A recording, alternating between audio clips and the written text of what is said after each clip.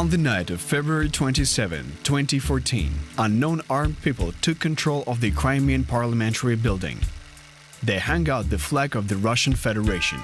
In the morning of the same day, people with weapons occupied the village of Chonhar in the Kherson Oblast. After a while, armored personnel carriers were riding across farm fields, and people in military uniforms without identification marks were planting mines at the approaches to the bridge leading to Crimea. You are watching the program about the ATO, the objective of which is to get to the bottom of such events as the annexation of Crimea and the subsequent anti-terrorist operation, or ATO, in the east of Ukraine. History is written by the winners, and usually they ditch the achievements of defeated opponents, extolling their own virtues. The ATO has been ongoing for more than 3 years, and hopefully the end of this senseless war is still out there on the horizon, though uncertain. This documentary series will cover the recent events in Ukraine and, most importantly, will try to explain the reasons behind these or other events. Throughout the Soviet era, Sevastopol, a one-of-a-kind base, was the home port of the Russian Black Sea Fleet. But in 1991, Crimea slipped out of Moscow's control together with Ukraine. Russia, however, as the inheritor state of the USSR, could not abandon the Russian Black Sea Fleet as leverage against the US Navy in the Mediterranean Sea.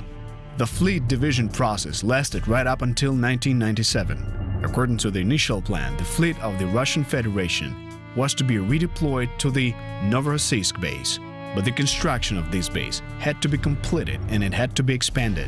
Up until that time, the Crimean bases would have to be leased out. However, the first border conflict occurred as early as 2003. It was kind of a dummy rehearsal of an invasion. The Russian leadership at the time ordered the construction of a dam stretching from the Taman Peninsula to the Bordnin Tuzla Island. The builders operated on a 3-shift basis, and the earthwork grew 150 meters a day. After the dam reached the border pontoon near the island, the Ukrainian Marines landed on Tuzla. On the shore, the position of rocket artillery was organized, a powerful line of ammunition was set up, and a minor war for the Tuzla Island, which is approximately 3 square kilometers in area, was literally on the horizon. In 2007, there was a second rehearsal. The Marines of the Russian Federation landed on the Kerch Peninsula without any consent of Ukraine. The battalion of the Marine Corps made its way from the base in Tembruk and made a landing at Cape Opak. The Ukrainian command reacted promptly, deploying paratroopers of the 79th and 25th Brigades, which had strong support of the Ukrainian Air Force. The paratroopers occupied the key heights, thus blocking the movement of the Russian forces and forcing them to return to the base. In other words, it is important to bear in mind that the confrontation in Crimea is an age-old story. Pro-Russian propaganda was constantly disseminated among the local Crimean residents. Political spin doctors were fanning the flames in pursuit of additional votes in the elections. They made constant attempts to highlight Russian-speaking people. And while throughout Ukraine people were stirred up by canvassing in the Ukrainian language, in Crimea pro-Russian political forces were feverishly putting up billboards in the Russian language.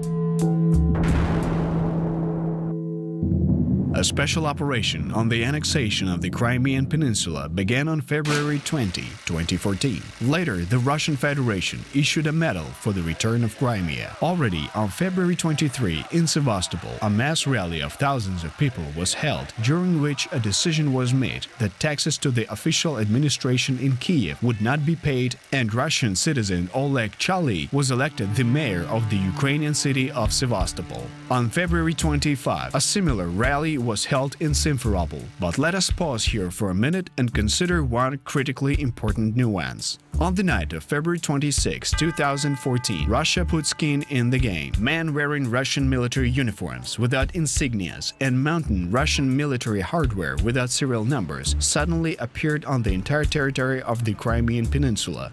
They took control of the Simferopol airport, the Belbek military airfield, and then the Kerch ferry crossing. That is, from the very start of the operation, the Crimean Peninsula turned into an island, to which Russian military personnel without insignias, the so-called Little Green Men, had direct access. To understand the origins of the polite people, we have to look back in time once again. In 2009, the Russian Federation started to establish the SOF, short for Special Operation Forces. The Special Operation Forces are highly trained troops designated to achieve political and economic objectives at any geographical point around the world that represent the interests in the name of the Russian Federation. The Russian media sarcastically call these people troops fighting a war in times of peace.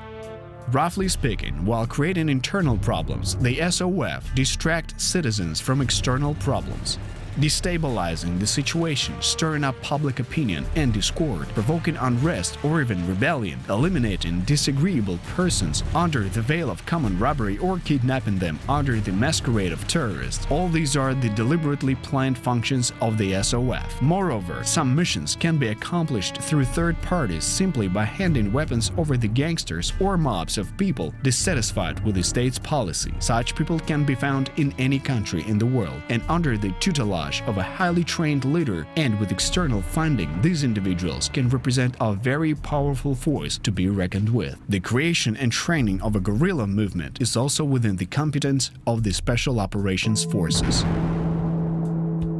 The Russian SOF started working beforehand. The communication lines were broken, and the majority of Ukrainian military commanders in Crimea were either bribed or turned into Russian moles. In short, they opened their gates without a fight. Those who did not surrender were put in isolation and did not receive any orders from the top brass. Without an official declaration of a war, the Ukrainian armed forces became prisoners of the situation. Hamstrung by the laws of peacetime, the Ukrainian military soldiers did not have the right to use weapons against an aggressive pro-Russian throng of rabid and emotionally pumped-up demonstrators. As early as November 2013, the accumulation of fuel and other resources began at Russian military bases in Crimea. For example, the amount of aviation kerosene alone that was delivered in cisterns was 3 times more than usual, 45 cisterns instead of 12.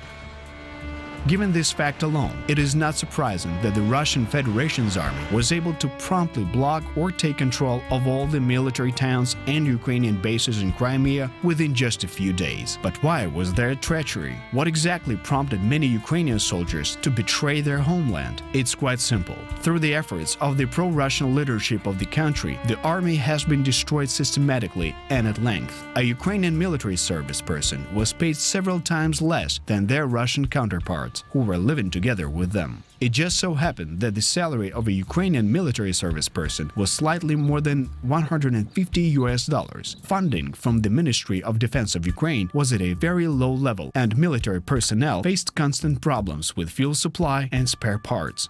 On March 1, President of the Russian Federation Vladimir Putin asked the Federation Council for permission to apply the military forces of Russian troops on the territory of Ukraine and was given the green light for his green man. This was more of a diplomatic step and an act of intimidation, since Russian special forces were already de facto stationed and operating in Crimea. Military towns whose commanders did not want to defect to the Russian Federation were taken by assault. Ukrainian military were not always sitting on their heels.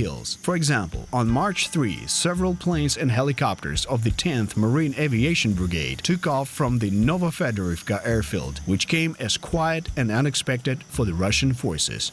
Thanks to the fog, they flew in the direction of Mykolaiv at an extremely low altitude. They flew very low so that the Russians could not detect and intercept them, and they also maintained strict radio silence. On March 4, Russian President Putin made an interesting statement at a press conference, the essence of which will be revealed in the near future. Listen to me attentively. I want you to correctly understand me. If we make such a decision, it will only be for the defense of Ukrainian citizens. Let anyone from the military service personnel even dare to try and shoot at their own people, whom we will stand behind, and not in front, but from behind. All over the place, the Russians use their so-called People's Local Defense strategy. Eat and take hailed restless and riled-up youth, either unarmed or armed with billy clubs, behaving aggressively and trying to provoke Ukrainian military into using their weapons against them. This would have led the Russians off the leash. As it turned out later, often these were military servicemen dressed in civilian clothing or simply provocateurs prepared specially to steer gapers. In some cases, this ended up in fisticuffs on the streets. On March 5, a man arrived at the location of the 36th Coast Guard Brigade, who introduced himself as an officer of the Russian Black Sea Naval Fleet. Subsequently, the paratroopers established that he was the commander of the 31st Separate Assault Brigade from the city of Ulyanovsk. During the meeting, he stated in the form of an ultimatum that all units, including the Reconnaissance Airborne Company of the 25th Brigade, which had been training since February 14, must turn in all of its firearms to weapon storage warehouses and put their military equipment in storage depots. At the command of a Russian general of the air cavalry, intelligence service scouts answered with a harsh no and threatened to use weapons in case of an unsanctioned breach and infiltration of the territory. A few hours later, a Ukrainian military unit wearing unknown and unrecognizable insignias on their uniforms was surrounded by unidentified military soldiers who organized machine gun and sniper nests.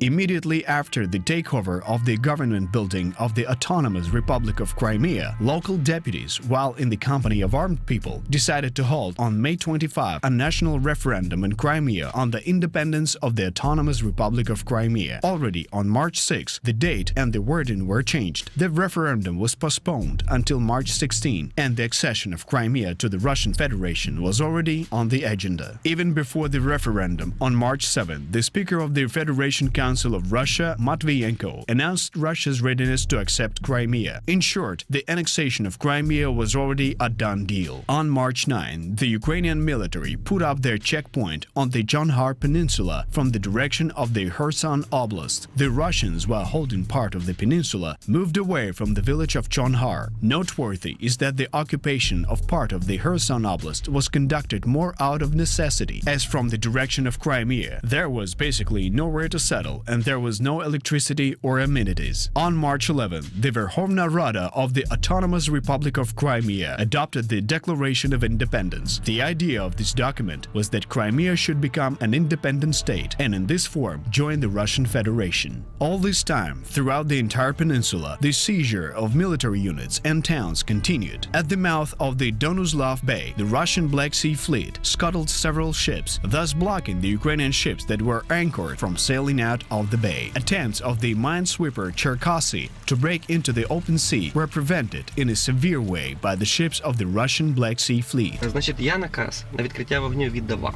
I gave the order to open fire. Therefore, we still resisted when everyone stopped. My ship was the last one. When all the ships and ground units were captured, the Marines and Special Forces, when everything was seized, the ships maneuvered in the lake under the Ukrainian flag. Why did this happen? Because I gave instructions to fire off warning shots. It was a deterrent fire, not fire for the effect. This was enough for the special units of the Russian Federation to abandon its further actions. This gave us the opportunity to resist longer. Yes, we opened fire. We threw grenades and we fired small arms. We gave a warning shot along the course. Then we fired off several more warning shots ahead of our course. I take personal responsibility for it, because I did not want to leave that place in disgrace.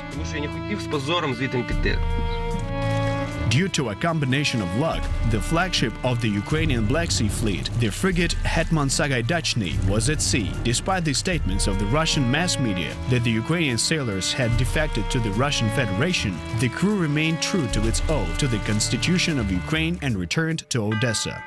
Not surprisingly, most of the population simply did not understand what was happening. Ukraine was just beginning to recover after the events on the Maidan. Due to the flight of the president and many officials, the branches of power were formed again, many state secrets were stolen and documents were lost. The savings in the national treasury amounted to 108,133 hryvnias and 65 kopecks, which at the exchange rate as of February 27, 2014 was about $10,000. According to various estimates, the former president of Ukraine, Viktor Yanukovych, pocketed from $20 to $100 billion from the Ukrainian treasury. The process of returning this money continues to this day. On March 16, 2014, a referendum was nominally held on the accession of Crimea to the Russian Federation. After this day, Russian decorations appeared on the green map. As for February 27, now it's the Russian Special Operation Forces Day.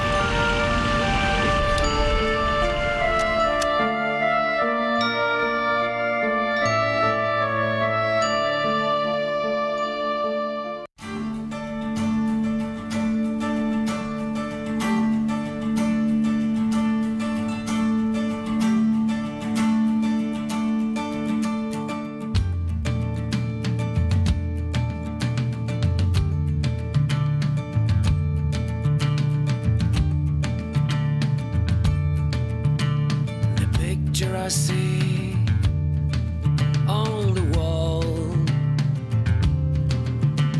reminds me of your charming smile,